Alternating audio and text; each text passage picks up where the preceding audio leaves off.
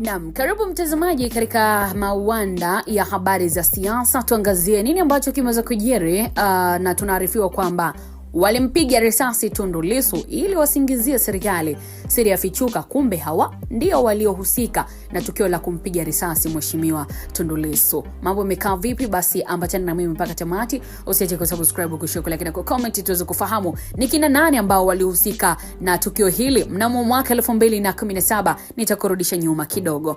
Kauli hii inaakisi hasira, maswali na hisia nzito kutoka kwa baadhi ya wananchi kuhusu tukio kubwa la kiusalama lililojitokeza mnamo mwaka 2017 pamoja na mwenendo wa uchunguzi wake hadi sasa. Mwandishi wa ujumbe huu unamuelekeza lawama na maswali yake kwa Mwigulu Nchemba, akisitiza kuwa wakati wa tukio hilo alikuwa waziri wa mambo ya ndani ya nchi, hivyo anaamini kuwa anawajibika kutoa majibu ya kina kuhusu kilichotokea.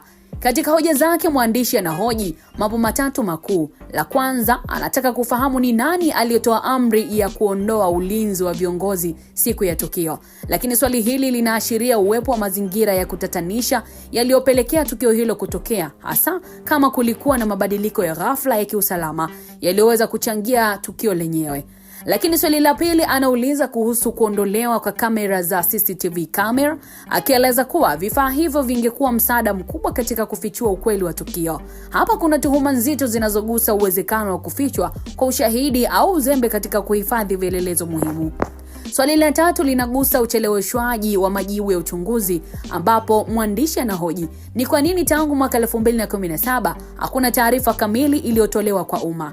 Hili linaibua hoja ya uwajibikaji wa vyombo vya dola na umuhimu wa uwazi katika kushughulikia masuala nyeti ya usalama wa taifa.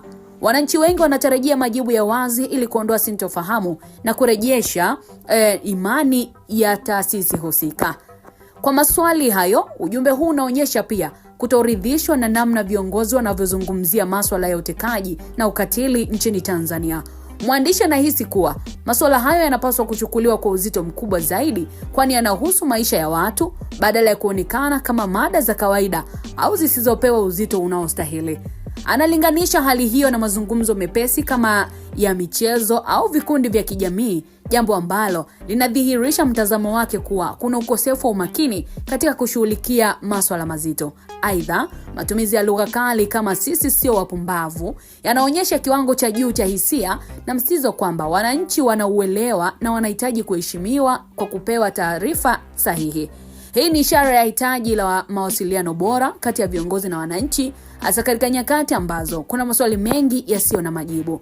Kwa ujumla, ujumbe huu unaibua maswala muhimu kuhusu uwajibikaji, uwazi na usalama wa raia.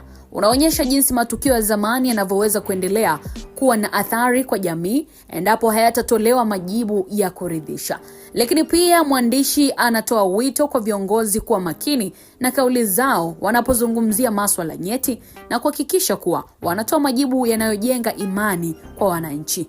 Mtazamaji, ni tamati katika simulizi hii iliyojiri mwaka 2017, tukio la kupigwa risasi mheshimiwa Tundu Antipas Lissu. Lakini mpaka sasa hakuna taarifa rasmi zilizoweza kutolewa ni kina nani waliohusika na tukio hilo na hatua gani ziliweza kuchukuliwa. Ni tamati. Ukiwa na maoni yako basi andika kupitia Baumedia comment section, tuweze kuangazia kwa wakati mwingine. Bye bye.